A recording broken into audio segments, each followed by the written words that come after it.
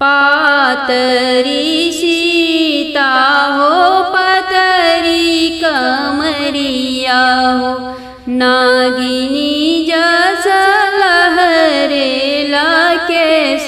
पातरी सीता हो पतरी कमरिया, नागिनी जस लहरेला केस। रुनुकी झुनुकी सीता चलली फूल बगिया हो, हाथवा डालरिया मुखे पान।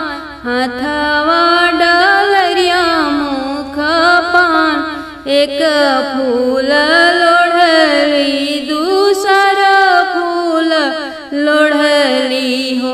आई पड़िले भगवान, आई पड़िले भगवान, के करी हो तुही बारी दुलारी हो। के करी लागेलु पतोय, के करी लागेलु पतोय।